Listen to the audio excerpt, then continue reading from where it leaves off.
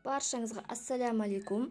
Бүгін сіздермен өте ерекше, дәмді, әдемі, тойымды бауырдан жасалатын салаттың рецептімен бөліскім келіп отыр. Бұл салат менің анашымның рецепті. Өте дәмді болып шығады. Міндетті түрде жасап көріңіздер.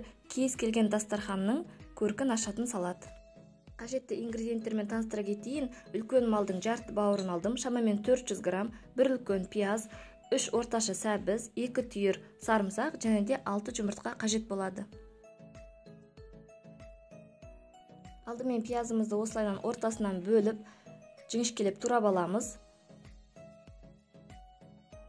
Сәбізімізді де ортасынан бөліп, сәл кесектеу етіп тураймыз, себебі қуырғаннан кейін ол өте әдемі көрінетін болады.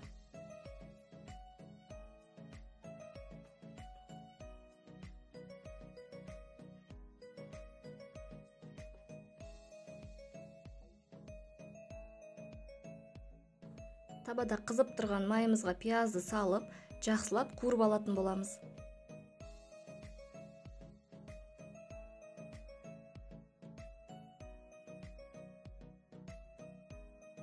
Пияздың үстіне сәбізді салып, араластырып отырып қуырамыз. Біздің сәбізіміз жұмсару керек.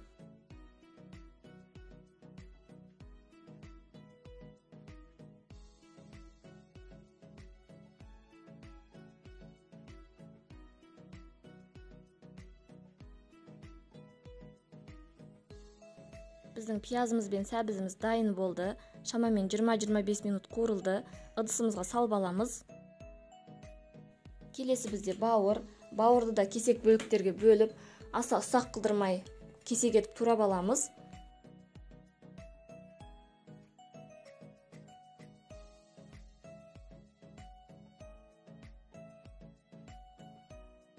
Бауырды тым ұсақтап алмаңыздар. Ол қуырылған кезде тағы да кішірейіп, әдемі көрінбей қалады.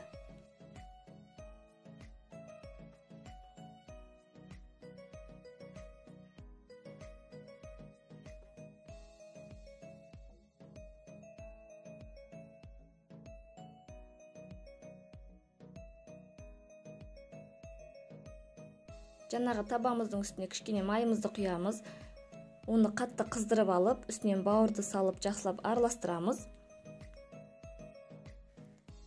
Оған жарты шай қасық тұз, қара бұрыш және де туралған сарымсағымызды салып, жақсылап қуырып алатын боламыз. Оттың астын орташа етіп қойыңыздар. Тым қатты бауыр қуырылып кетсе, ол қатты болып пісіп кететін болады. Сондықтан орта отта бауырды жұмсақ етіп, әдемі етіп қуырып алатын боламыз.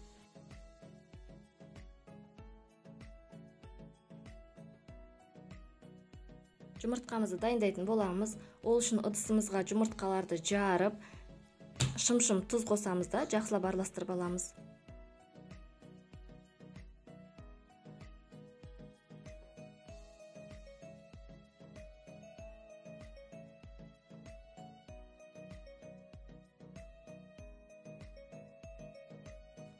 Қызып тұрған табамызды жақсылап майлаймыз. Оған жұмыртқаның массасын 3 бөліп құйып, блины тәріздес пісіріп аламыз.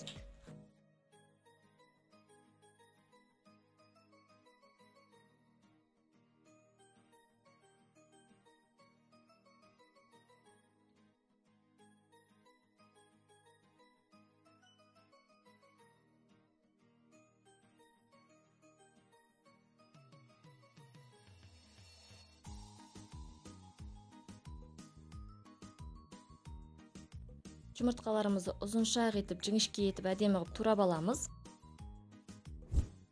Менің арнама әлде тіркелмеген болсаңыз, тіркеле кетіңіз. Қоңырауша белгісін басып қойыңыз. Алдыда әлде көптеген оңай әрі дәмді рецепттермен бөлісетін боламын.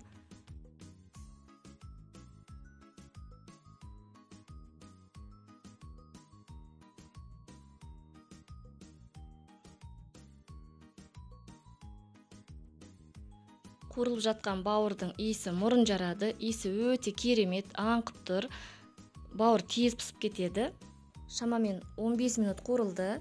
Бауырымыз дайын. Енді оны да ыдысымызға салып аламыз.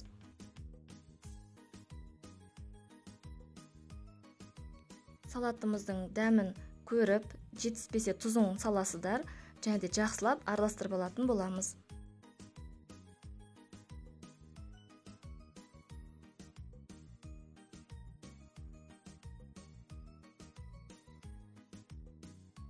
Дастарханға ұсынар алдында бетіне кунжут сеуіп әсемдесеңіздер болады.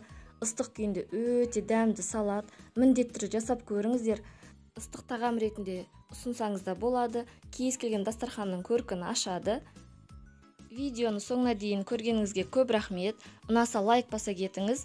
Және де өзіңіздің құрбыларыңызбен бөлісе кетіңіз. Сіздермен болған Хан қызы Керімай. Келесі видеода көріскенше.